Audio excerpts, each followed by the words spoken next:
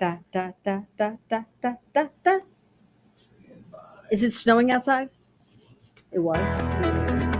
Welcome to the Author's Edge radio show with Guy L. Freer. Now, their show airs nationwide on the My Genre Radio Network, Monday through Friday at 2 p.m. and 7 p.m.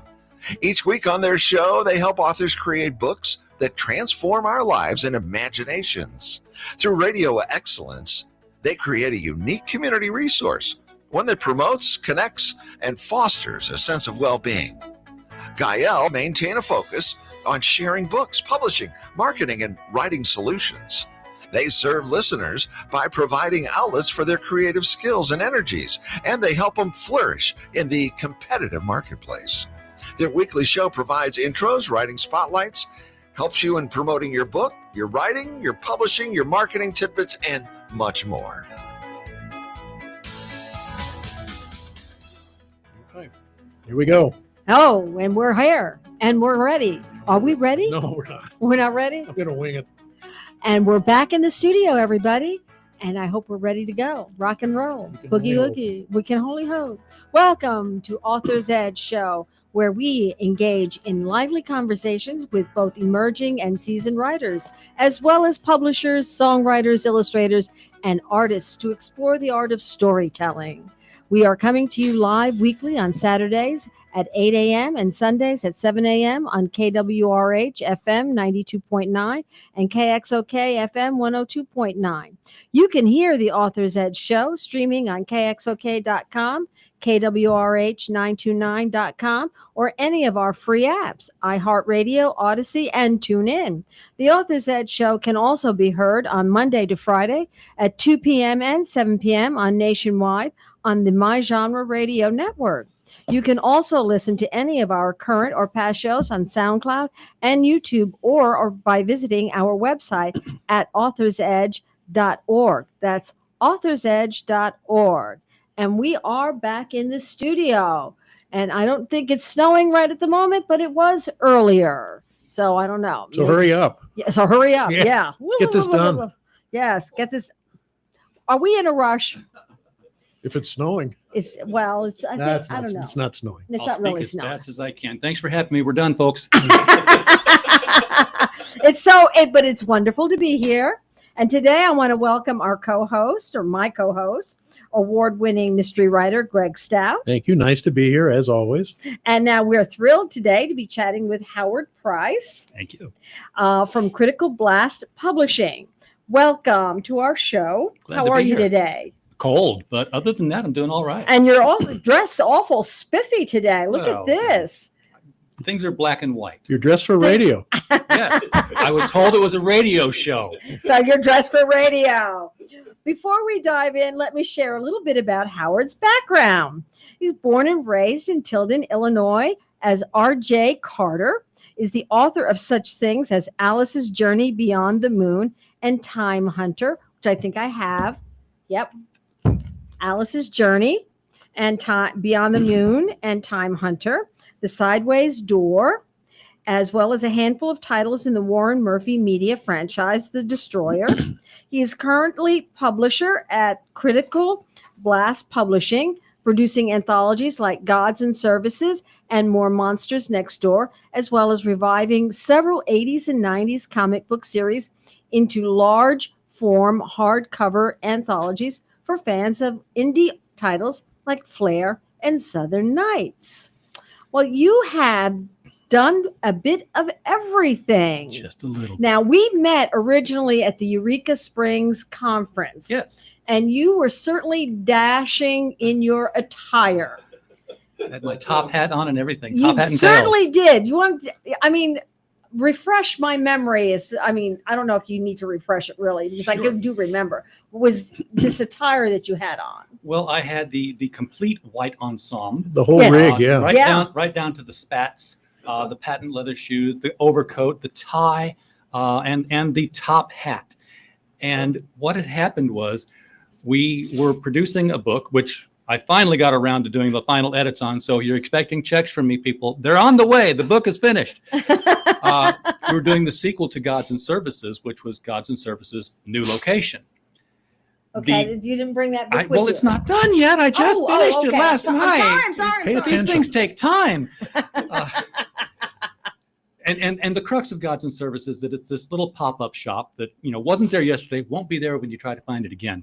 And the proprietor, Hiram Priest, he shows you the knickknacks and gewgaws and just junk. Uh-huh. But when you buy something in junk, he doesn't tell you, or he does tell you, that it comes with a out-of-service god attached to it. So you've now made an offering for this item, and the god now feels that you've made this munificent gift. He must make your life better, in, of course, the eyes of the god, which may or may not be what you think is So you've better. got like Baal, Well, it could be Baal.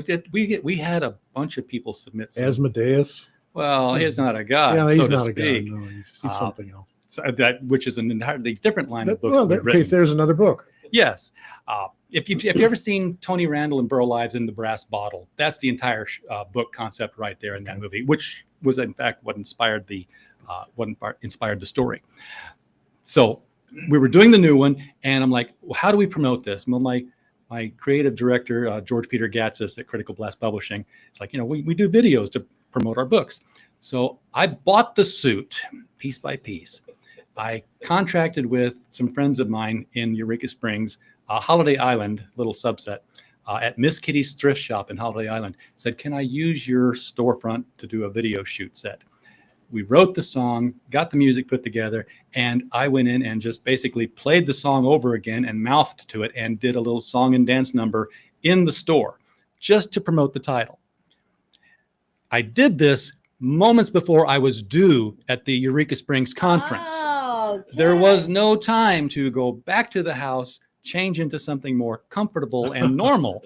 So I'm sitting in the corner with the cane. I've got the white cane with me, looking like I'm just, Blind. pimping out my books. Oh, Well, you stole the He show. does. That's what happened. Yes, he stole the show. I'm telling you, he walked in this outfit, and everybody was just like, "Zip! What was that? And Or what is who he was selling? that? And what is he selling?" I wanted to buy a zoot suit, and now I'm going to do it. And there is a place online that sells You zoot can. suits Oh yeah, I want a nice I purple one. love with, zoot with a suits. chain and The Yes. whole and a thing. reed The pleat. whole thing. Oh, I want a chain with a watch on it. Yeah. When I first did Alice's Journey Beyond the Moon, I had my eyes set on a present because it's like first publication. I wanted to buy myself something nice, and they never came back out with it. There was a chain on a watch on a chain, not a chain on a watch. Although the chain was on the watch, it just doesn't work well that way. There was a watch on a chain that ran backwards from the White Rabbit Watch Company, and I wanted that stopwatch so bad, but I never did find it. So if someone was trying to discover your work, how would you introduce yourself? Oh, well, I've written just about a little bit of every genre. I've written Okay. everything from the nice, soft children's stories like, Night Before Christmas and Alice's Journey Beyond the Moon, to Which is things this one, like, The Night Before Christmas? yes, that one right there.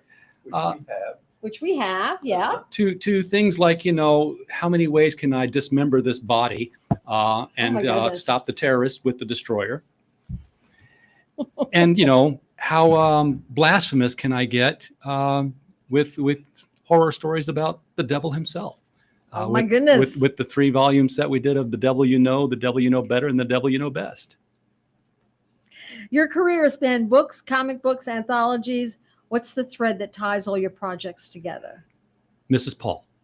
Mrs. Paul. Mrs. Joanne Paul was my first grade teacher in Tilden, Illinois, and she just passed away last week before I got a chance to sit down with her.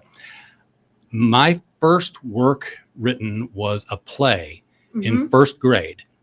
Now I knew I was reading before kindergarten because of comic books in the area.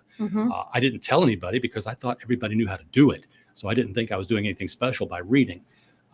Mrs. Paul discovered that I could read because she's in class holding up the big sign with the big print and the big pictures. And I've already read it in my head, and I'm like looking down at the ground at my shoes or whatever bug was crawling around. And next thing I know, I look up and she's in my face like, "Would you like to read to the class?" yeah. And inside my voice was like, "Oh God, may I please, because this is taking forever."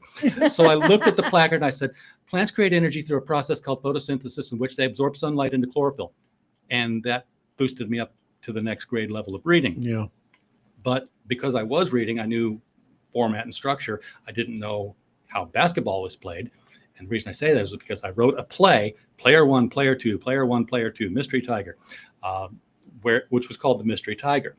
And the crux of the play was that the Tilden Tigers were on the road to the championships, the basketball team for the grade school, K through 8. And every time they were like just a point down, in would come in somebody wearing a Tilden Tigers uniform and a mask. And they would grab the ball and they would make the winning shot at the buzzer beater and he would run out. And I'm like, that would not work. But it worked when you're 6 years old. Yeah, well, yeah. And the reason I say she put me on that path was because we had an assembly and all the grades sat in their sections. And during the assembly, the 8th grade basketball players came out and they put on the play that I had written. And from then on, I was like, okay, this is what happens. I'm just going to keep writing stuff. So I kept writing all through grade school, high school, college, and did not get published anywhere until 2000, when I'm not telling you how old. I got published in 1995, and I won't tell you how old I was either. Yeah, but keep I'm that a older secret. than you, I'll tell you We'll that. keep it a secret. Yeah, yeah. I looked at your website, and that may or may not have been a good idea. But there's more to whatever it is that you're doing than writing and publishing. Could you just give us a thumbnail sketch No. of what your business actually is? Oh, God, do I know? As best you can. As best I can. And I'll give you prompts. So the website exists because I like free stuff. I had been writing reviews for a website called The Trades for about 15 years. And I came on because they're like, hey, you've written reviews for this other site. You want to write for us? I'm like, yeah, great. Hey, are all these people actually paying for these movie tickets for the movies they're reviewing? Yeah, I don't think that's how it's supposed to work. Are they actually buying the books that they're reading? Yeah, I don't think that's how it's supposed to work.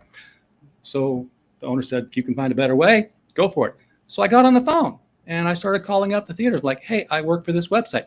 I can hear tick, tick, tick, tick, tick. Okay, the website exists. Yes, what can we do? Yeah. Well, I want to get on the Press Pass tour. I was on the Press Pass tour for books. They just showed up out of nowhere. Simon and Mhm. Schuster, Scholastic. I didn't pay for a single Harry Potter book. And I got them in that special box that said, do not open until such and such a day. Yeah. And then after 15 years, he decided to close it down. I'm like, no, I'm addicted. I got to keep doing this thing. So I opened my own website and learned how to set that up and let all my contacts know, hey, they're shut down, but I'm still here.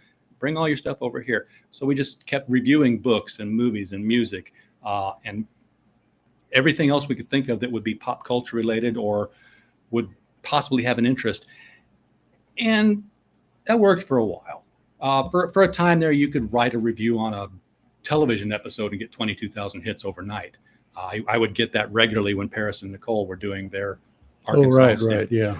But it got down to where you would write something on something very, very interesting, according to pop culture, and you'd get maybe 150 hits in a week.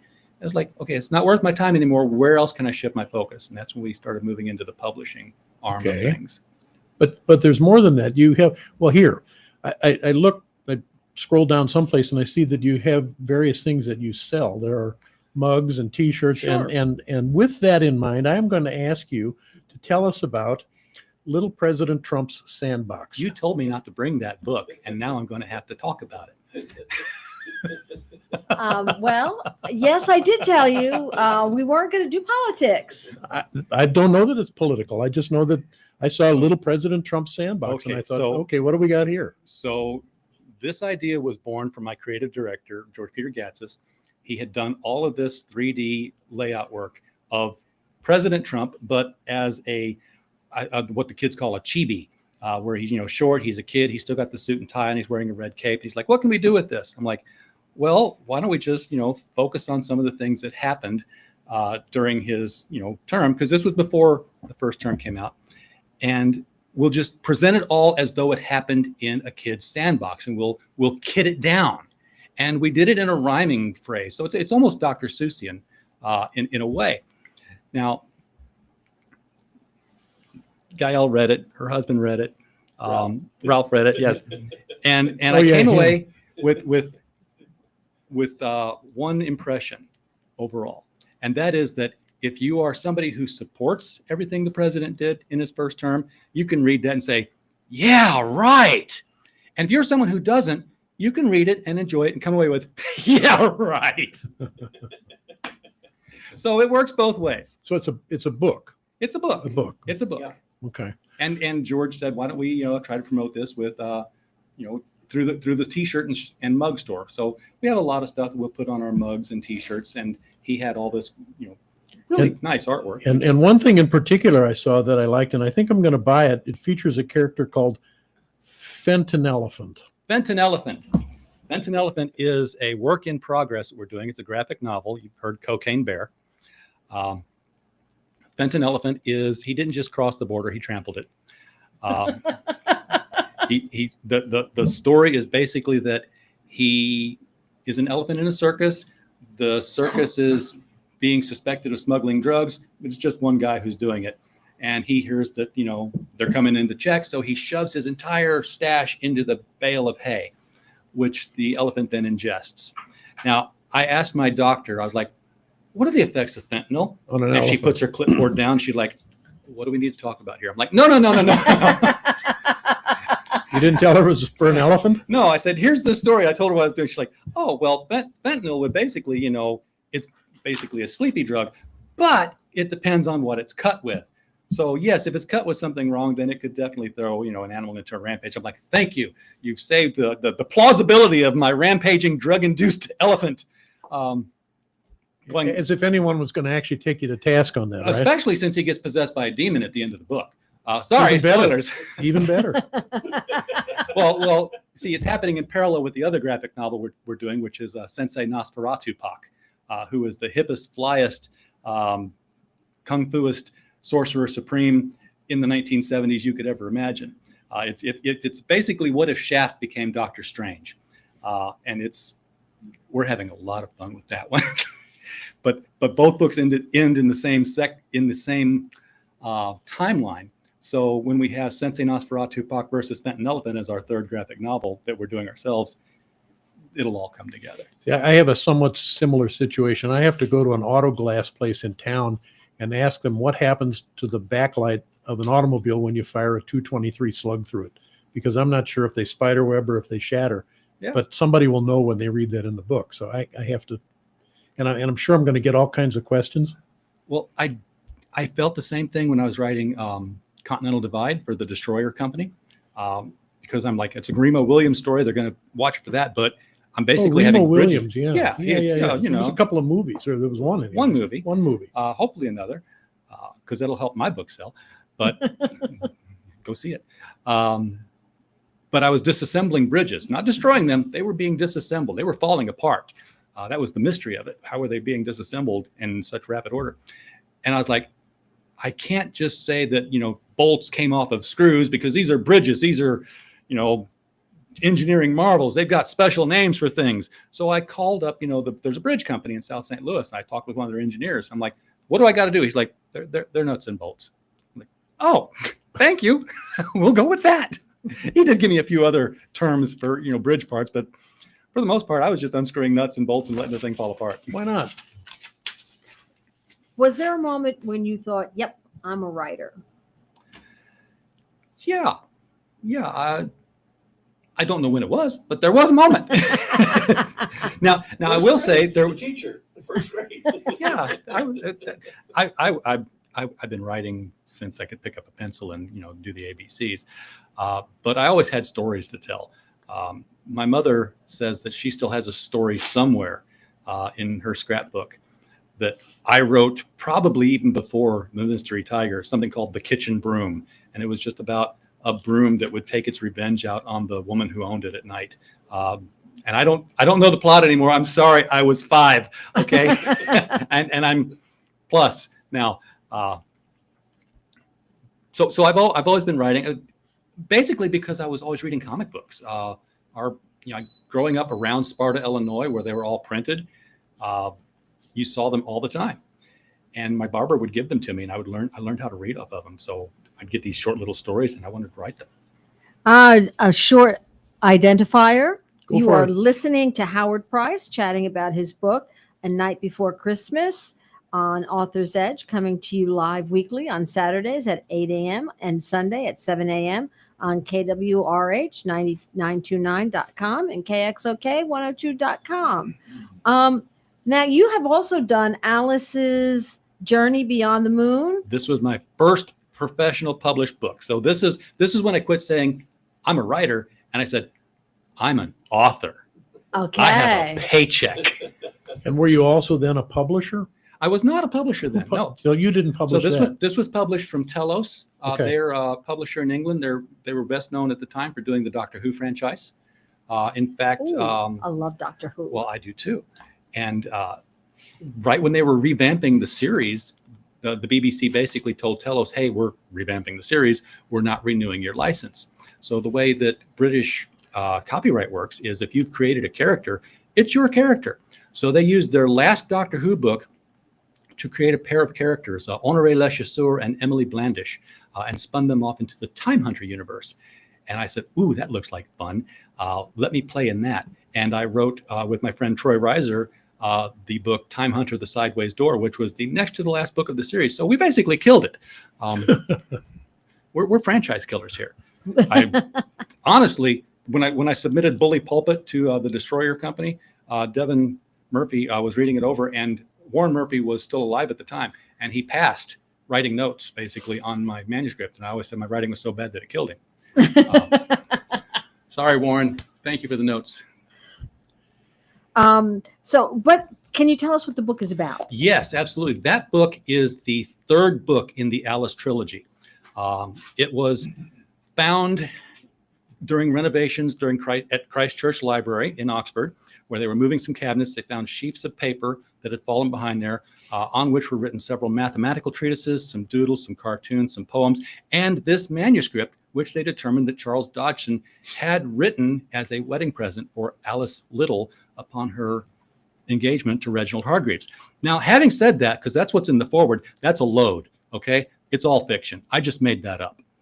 But when I wrote the book, I wrote the children's book portion of it, and then I wanted to do like Martin Gardner did when he annotated the first two books and, say, hey, this is what was really going on in the real Alice's life, in the real Charles Dodson's life, in the time they lived. This is the joke she would get. This is a pun that was funny to her. So I just said, we're doing the same thing. I wrote notes out to the side that are real. The only fake part of this is that it's a real manuscript. So when the book was published, I called the local newspaper and, I said, hey, I'm published. Local boy does good. You like those kind of stories, right? And they're like, yeah, get us a book. We'll read it. And the first question out of his mouth, and when we sat down, was, why did they contact you when they found this manuscript? And I'm like, oh, you poor sucker. You just followed the whole thing. Oh, so it's annotated. It is annotated to the Yeah. sides. I got a book for Christmas that it's a history of the Pennsylvania Railroad, which probably no one will ever read. It's volume 3, and including the endnotes and the citations, it's 897 pages. That's now, correct. And it cost $120. I found out. I didn't realize that when I asked for it. I thought it was a small book. Well, you never know when you got to hold the door open. Or kill somebody. I could That'll kill an do too. intruder with it. I mean, it's. And it's volume 3, so this guy must have written 3,000 pages on the Pennsylvania Railroad. You don't know how many more volumes it went beyond 3. So far, only 3. I saw the ad Okay. for it, and that was why I decided I wanted to read it. Is there a book that you've read that you circle back to every now and then because it was just that good? Because I have Omens. one. Good Omens. Good Omens. Mine is Wind in the Willows. And when I was teaching, I read that to I had 8th graders, and I think it was probably a little young for them. But I read it to them every year as kind of a read aloud, and it's a wonderful book. And it's like a touchstone. I do have children's books that I cycle back to that I was reading in 1st grade, 2nd grade. The Man with the Take Apart Head. You That can was do an that in one eBay trip. search. You can do that in one trip to the bathroom, though, right? Oh yeah, usually. Yeah. Well, Tales of Mr. Pengachusa is a longer read, but it was another one that stuck with me since I was a kid. Yeah. And you go to eBay and you're like, nobody remembers these books, but one person has a copy. And you're like, it's $75. I don't care. I must have it. Yeah, I tried to hunt down one time. It was called The Cave of the Chinese Skeletons, and we had a heck of a time. And it's absolutely crap. But I thought, geez, I remember something from that, and I got to verify it. And it took a long time to track it down, but we did. eBay is a wonderful thing. It is. It is. Are you an author, publisher, editor, illustrator, songwriter, or artist looking to expand your reach? Advertise on Author's Edge to connect with passionate readers and industry insiders. With engaging interviews, reviews, and discussions, your book will shine. Why choose us? Reach thousands of book lovers, boost sales and visibility, target impactful ads, trusted host endorsements, elevate your presence with Author's Edge. Contact us today at 573-714-1352, where authors and readers meet. And you can advertise with us at any time. All right. Bada boom, bada bay. We're going to commercial break, and we will be right back. Okay.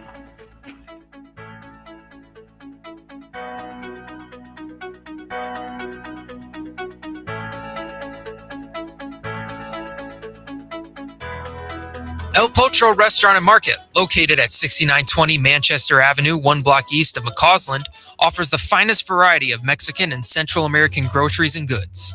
El Potro Restaurant serves authentic Mexican and Central American cuisine, including daily specials, not to mention the best horchata and tastiest margaritas in St. Louis.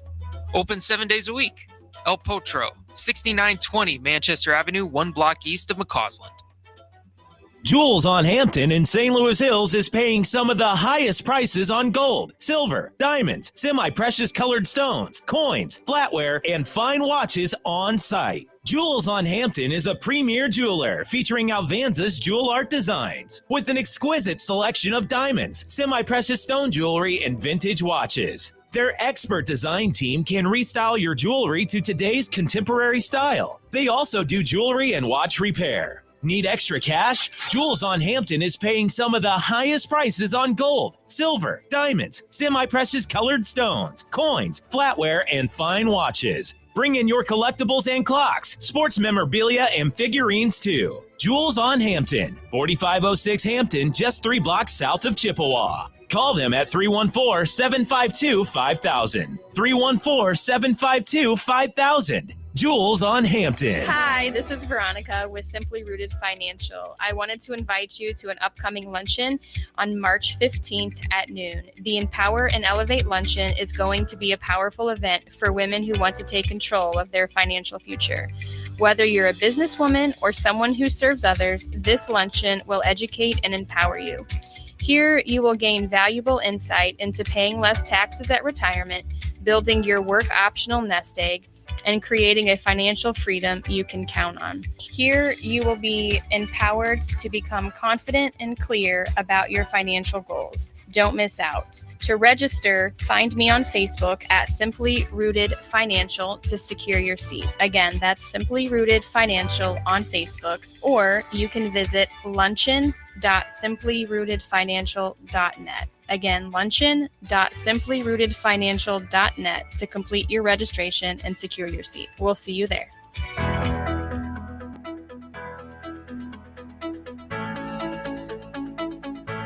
And we're back. Welcome back, everyone. You are listening to Author's Edge, and we are chatting with Howard Price about his book, A Night Before Christmas, and his company, Critical Blast. Okay, to circle back to your company, you're a publishing company? One of our companies is a publishing company.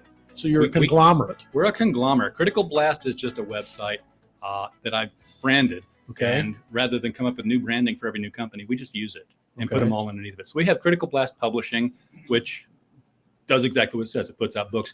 We also have Critical Blast Logistics, which sometimes we publish for that, but we don't have to. We have people who do crowdfunders, they do comic books, they do graphic novels, and they sell a bunch of them and then they don't know what to do with them. Well, we're a shipping company on that side. We take in their product, we take in their data, we process it into easily manageable chunks, and we start shipping it out at a fee that they pay us very reasonable rates.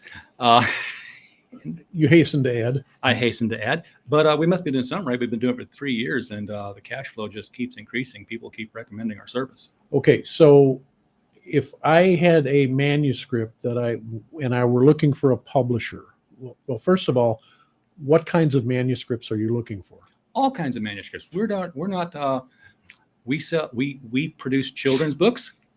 We produce adult material. I don't write that stuff, but it is we do have stuff that we publish like that. Okay. So it runs the gamut. And are you a hybrid in the sense that you charge people to do this, or is this Charge? is this more like traditional publishing? This is more like traditional This is publishing. traditional we're, publishing. We're blending the print on demand and the traditional publishing world so that while we're taking advantage of the Ingram catalog, so everything we publish is available wherever books are sold. Okay. We can't guarantee you'll get on your shelf because that's up to the buyers at the individual stores. Right. Yeah. And space is at a premium. But if we accept a manuscript from you, we publish it, and the deal is we set a price, you help us set that price, 80-20. 80 goes to the creator, 20 goes to the publisher. I tried the other way around. People weren't as enthusiastic about it. So we said, okay, we'll let the creator keep 80% of the proceeds, the profits on top of what it costs to print, what it costs to distribute, whatever's left over. We cut that nickel in half. But 80% of it goes to the creator, 20% stays with the company.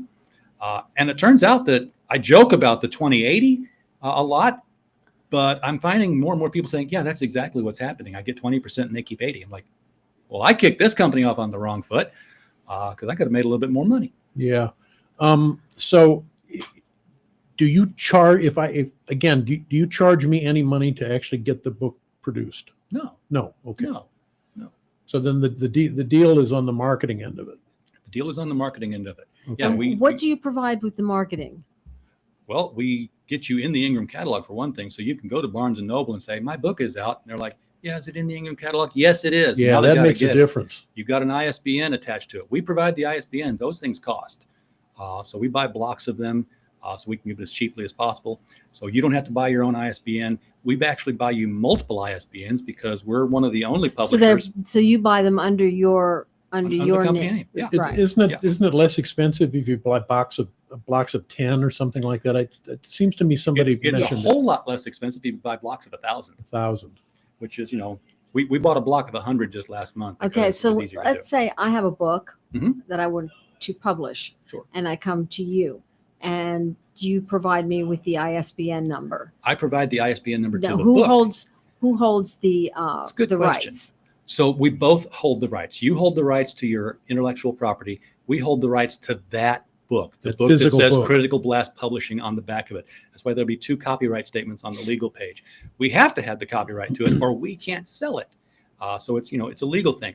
However, our contract says that if you decide that you're not happy with the way things are going, you tell us stop. We're like, okay, here, you take your intellectual property, publish it yourself. Understand that while we'll stop distributing it, there may still be copies out there in warehouses that, will sell, and you will still get royalty checks on those if they do, or return statements if they come the other way. Who owns the cover art? For the most part, we do. You do. Yeah, that's because we produce it. right. We create yeah. it. So that's yours. Yeah. So if somebody says, geez, I think I can do better at XYZ, Yeah, they're going to have to come up with another cover. They have to come up with another cover. I Or they ask can buy it these- from us. I ask these questions because for one thing, I'm interested in the business end of this, but also, Gael and I and Ralph, for that matter, we're belong to a number of different writers groups, and there are an awful lot of people in those groups that don't know what Diddly. to do. They don't know. Sure. I had a very colorful thing I was going to say, and then I realized we're on the radio, so but it's pretty good. Maybe, yeah. has determined that this statement is not eligible for broadcast. Yeah, maybe you can beat me, but they really don't know how to approach it, and in some cases, we have the never going to be published, we've got the independently published, we've got the traditional published, Yeah. we've got the people who've been working on this manuscript since they were 13 years old and they're 42 and it's still not done, but they don't seem to know how to go about this. And you're not going to get that last Game of Thrones book. I'm sorry. No, you're not. Yeah. Yeah, you're just not.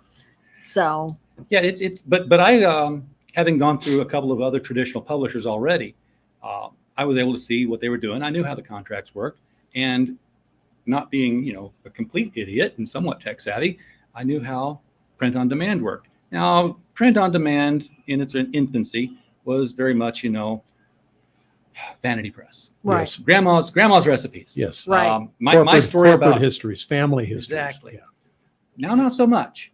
It's a perfectly viable method of getting your book out there, especially if you're going through a company that's using it as a way to funnel books into the market. Now I'm like, publishing books, but they're not my book, they're your book, and they're your book. And they're under this Right. umbrella of an imprint. So we've got all that going for us now. But as an indie author, Guile and I have a friend who wrote a book, and he decided he was going to go ahead and do it on his own. And I think he had somewhere between $1,500 and $2,000 invested in that thing before he was able to hold a book in his hand. And that included an editor and a layout person and a cover art designer and what all else. Let me get these rate sheets from you because I need to expand my business. And and physically creating the book. And I think probably that number included some X number of books that he got that he probably still has. But okay, here's how talented my staff is. We put out a book last year called Southern Nights. Now, Southern Nights was a comic book series in the 80s. It ran for, I'm going to say, 20 some odd issues, almost 30 issues. It was 1,150 pages. The thing is a brick. We met with the client on Sunday. George said, for us, that's a Tuesday. They sent us the files on Monday. And I told George, I'm like, we work late into the night over Zoom meetings and such.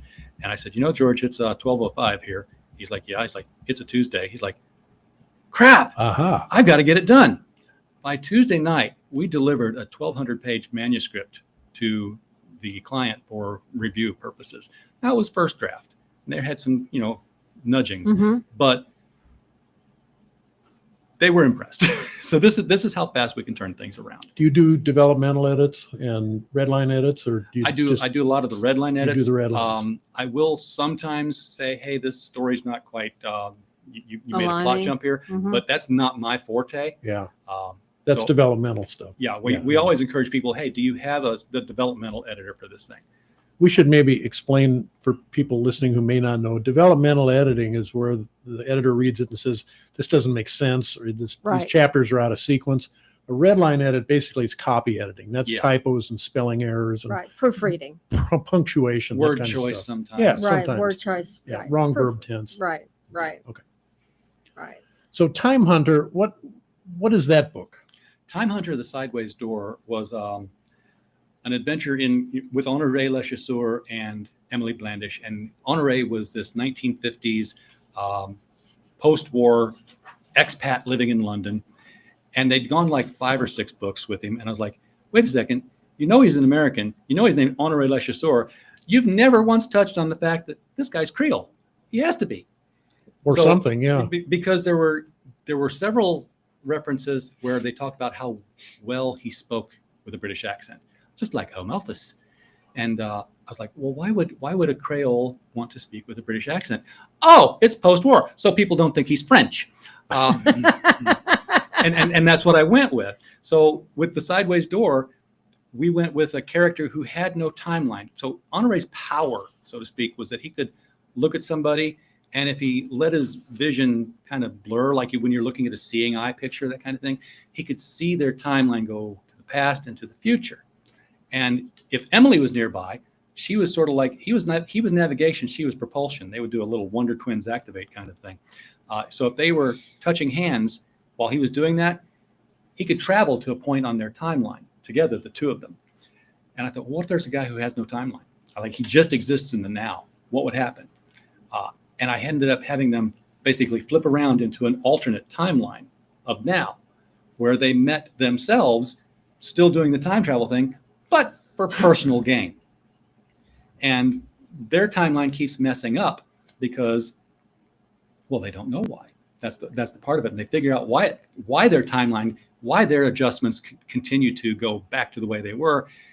It has to do with the fact that, there's another Honoré and there's another Emily. So now they're in the fight for their lives because both timelines are at stake. You have a wonderful imagination, which I don't. I wish. Yeah, did you I do know. a lot of hallucinogenics when you were younger? I read a lot of comic books, and the ink and that stuff. You remember mimeograph ink, or maybe? Yes. Oh, that yes. was that blue ink. That was the best. Well, I wasn't taught for 39 years when I started teaching in the in the 80s. That's what we had, was the mimeograph but she machine. just sent you out That to make was- yeah, that copies. was It was great. yeah, great. yeah, and It was getting like- blue ink all over my hands, like and new all over car my smell. clothes. Yeah, yeah. You also gave us a quote from this book. Yeah. Do you? Yes, I'd like to hear a little more about. Yeah. It's a really sweet book. from this book. Yeah, I like to. Uh, how so- you talk about That's it. I one of my would, I would favorites. like to. Yes, I would like to. A Night Before Christmas. And Christmas is only 10 months away. And so yeah, it's right. And I would like to read the quote that you gave us. Okay. And so spend a little bit of time talking about that. Yeah, we have that. As Clarence prepared Penfold to continue their quest, he looked up at the roof where his shield lay affixed, the lacquered red and gold crest of Camelot reflecting the sunlight. I can't very well pry it off and take it back, Clarence said as he mounted Penfold. Another storm might come through, and then where would they be? He sighed. Perhaps I shall look more formidable without a shield, he said. Perhaps an enemy might think, there's a knight so skilled in combat, he doesn't even need a shield. What do you think, Penfold? And Penfold whinnied and shook his head, which Clarence took as an agreement. So you sent me this quote from your latest book, A Night Before Christmas. Why did you pick this particular quote from the book? Tell us more about the book. Well, the book is about a little boy named Clarence who lives in the time of King Arthur. He lives in the stables behind the castle, and he has a dream of becoming a knight. Now, he knows what the 3 rules of chivalry are, and yes, I know they're broad and expansive, but children looked it down to a bullet point list, and he's like, I could do any of those things. I could do all 3 of those things, and I'll And what are the 3? the 3. That's why I'm gonna. Glad I brought the book. Is this like governing robots? Yes, yes. Okay, so a noble born by God's grace may, at the king's pleasure, be made a knight, provided he demonstrates in deed and spirit one of the 3 qualities of chivalry. A knight shall defend king and kingdom against all foes, no matter how great, no matter the cost. A knight shall selflessly fight in battle until peace has been achieved. A knight shall, when opportunity presents, secure treasure in the name of the kingdom, assuring the future of the same. So, defend, fight, get treasure. I can do those things. So he decides he's going to set out and do it. He goes to the armory. He gets himself a shield, a sword, and the banner of Camelot to carry with him to identify himself as, a would-be knight. And he saddles up Penfold, his favorite horse that he takes care of in the stables, and off they go into adventure. Well, the passage that Gail just read, Gael. I'm You sorry, You won't let that let pass. it go. I know. Gael. It's Hey, a beautiful name. Thank you. I should not have a problem with it. I'll give you another version of it. Yeah, and you will get smacked. So Is that the Keep French going. Gael? No, You get tossed into Gael. that if you say it wrong. The passage that Gael read comes after his first stop, where there's an ice storm. He has to stop and get shelter, and he's staying with an elderly couple. Well, they have a big old hole in their roof, and the old man is coughing up phlegm. He just sounds rattly and horrible. The fire won't stay lit in the fireplace, so the old woman, she can't keep food going. It's cold. It's miserable. He's like, what am I going to do in here? This place, it's terrible. And just then, this big old gust of wind comes through the roof, blowing some more ice pellets. He just instinctively raises his shield to keep dry as possible. Reasonably enough. And then he's like, looks at the shield, looks at the hole, looks at the shield. It's like, hey. So he goes outside in the wind and the rain. He climbs up onto the roof and he nails the shield over the hole in the roof and comes back inside. Now it's still cold, but it's reasonable now. They're going to be okay. They're shielded from the elements. They can start the fire. She's a good cook. She made a meal, warmed the bellies. And after a couple of days, the storm stopped. The man wasn't coughing so much because he wasn't, being rained on all the time. And Clarence is leaving at this point. He's like, well, I can't just go up and unnail the thing. For one thing, it's got nail holes in it now. It's beat to death. So I've got my sword, I've got my banner, got my horse. I'll just go out and I'll fight and I'll find treasure and we'll carry on from there. And like I said, if somebody's going to fight me, they're like, he doesn't even have a shield. He must not need one. He's a really good fighter. He's kind of psych him out.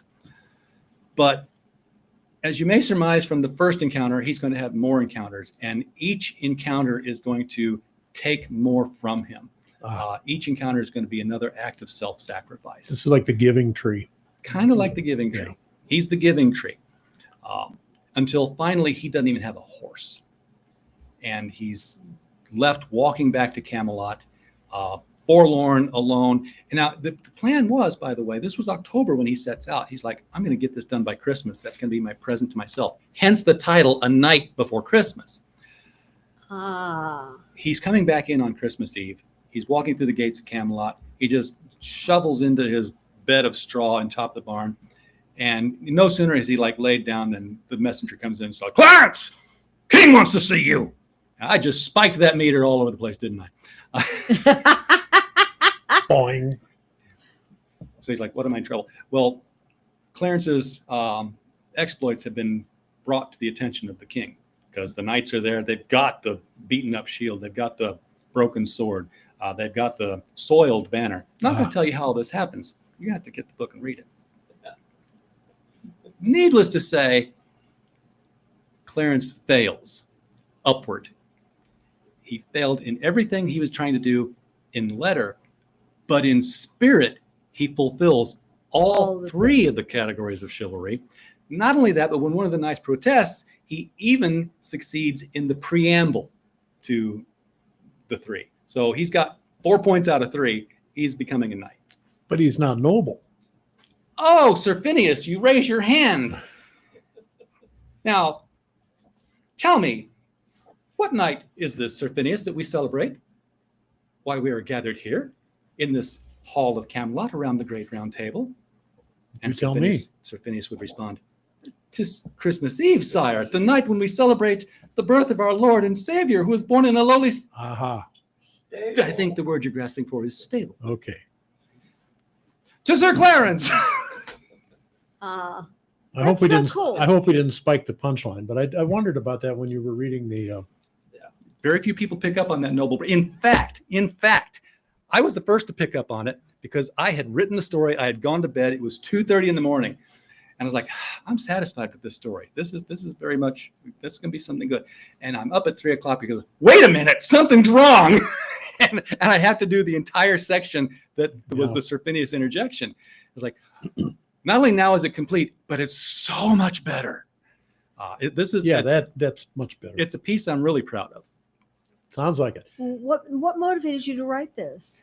I have no idea. Some stories are like goddesses. Sometimes they're an Athena, where they're just pop fully formed into the brow and just step out. And sometimes they're Galateas, where you've got to chip away at them forever until you've just got the thing you need. This was kind of a mix. I mean, the idea popped in my head. I'm like, oh, I know exactly what he's going to do. But there were a lot of chips on there that I had to knock apart, but that I didn't know were there. So she was an imperfect Athena that I had to, send to Weight Watchers. Do you do any of these books as audio books? Have you dabbled in that at all? I have dabbled with trying to do a story as an audiobook.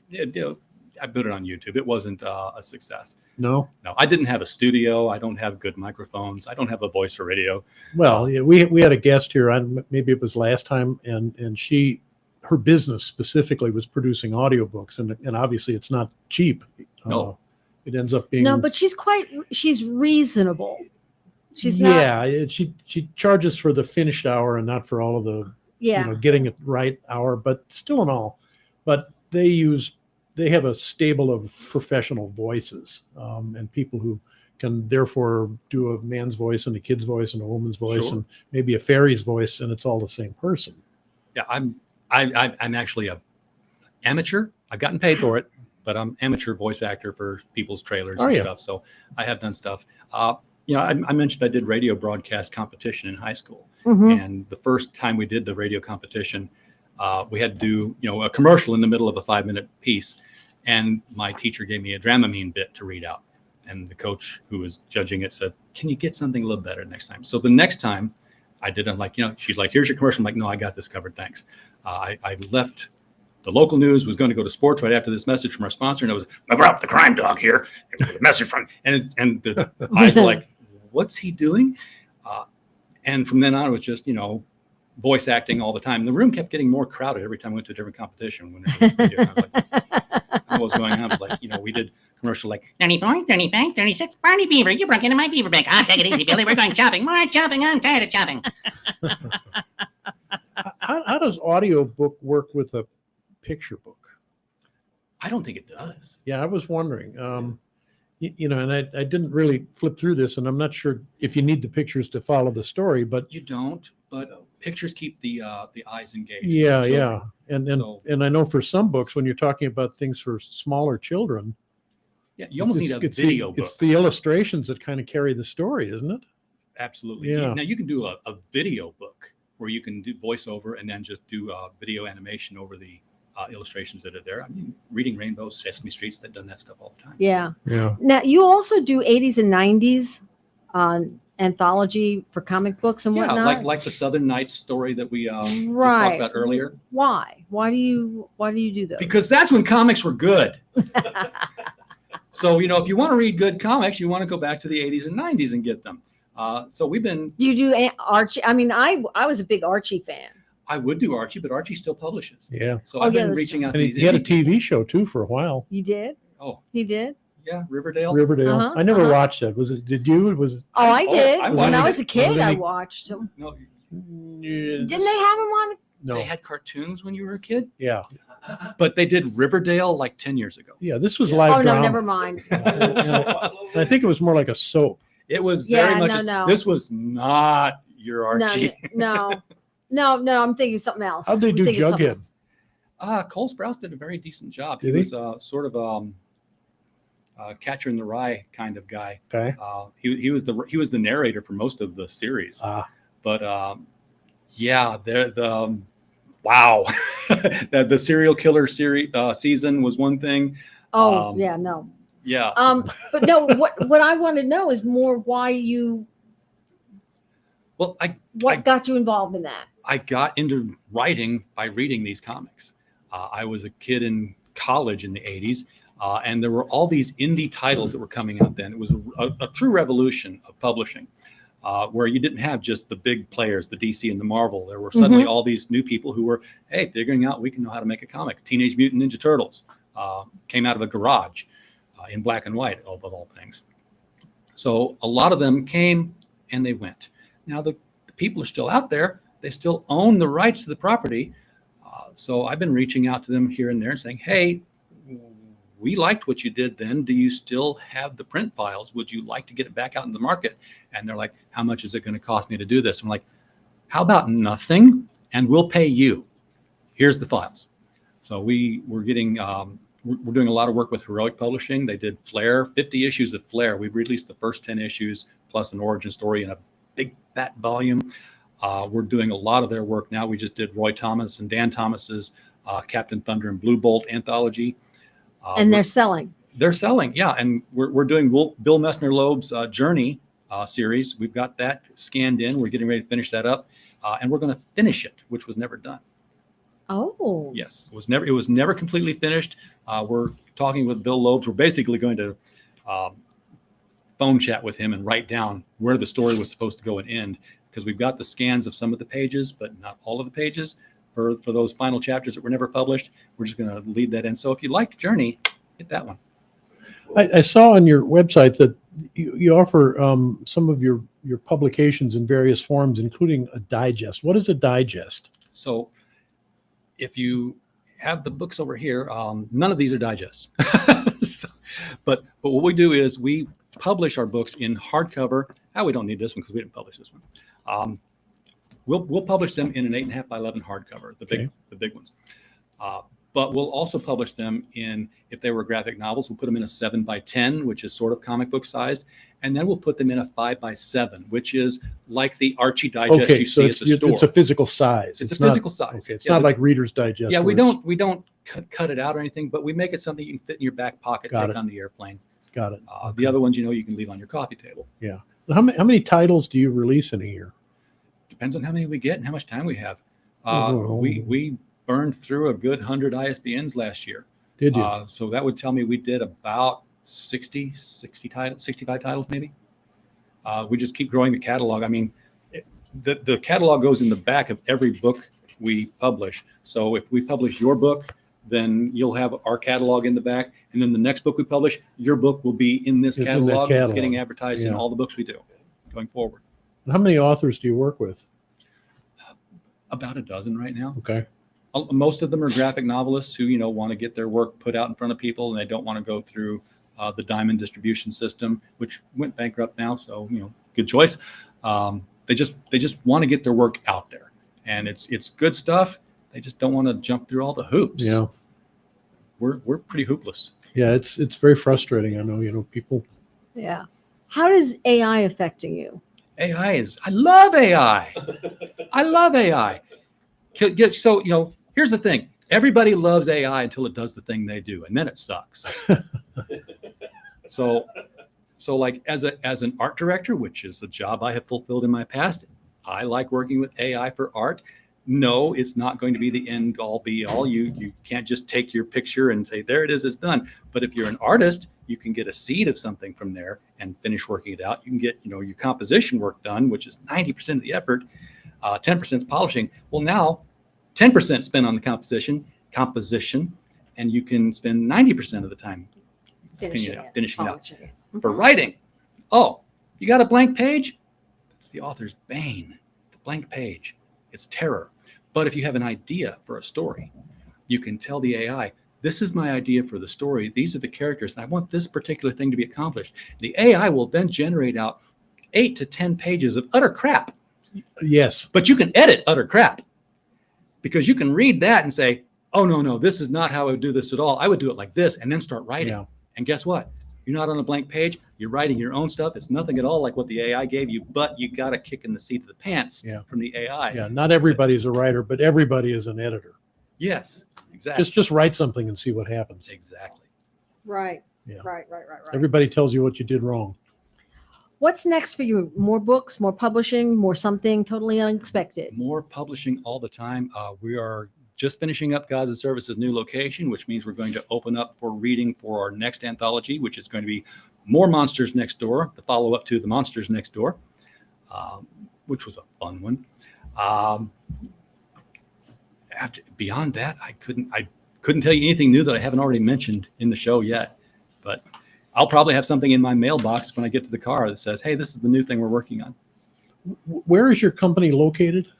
Well, right here in this chair at the moment. At the moment. Yeah, because the company is me and George in Canada. So Okay. we don't have a traditional walk-in. We have a mail address, of course. Okay. We are in Holiday Island, Arkansas, but we are in the process of moving to Belleville, Illinois. So the company moves with me, Okay. which is going to be fun. I've got to call my lawyer because we just LLC'd in January, and now I've got to say, hey, how does that work now? Yeah. Okay, so if somebody wanted to get in touch with you with a project that they wanted to get done, how would they do that? Critical Blast. Find us at criticalblast.com. Find us at Critical Blast on X. That's your best place to get a hold of us. There'll be email addresses you can find from there. We're on Facebook at Critical Blast. Don't try it. We don't respond to messages there very easily. I'm not there.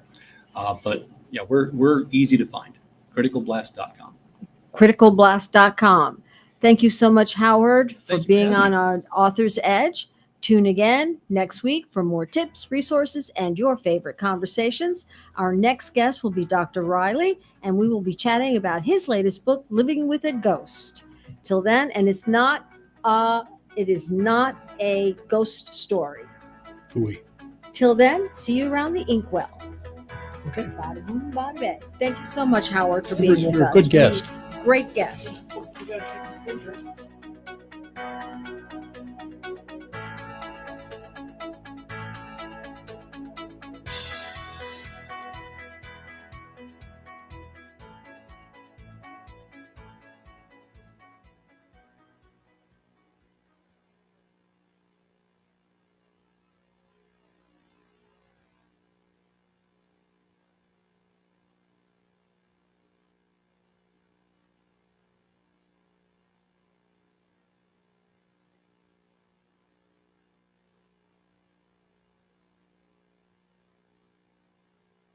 It was.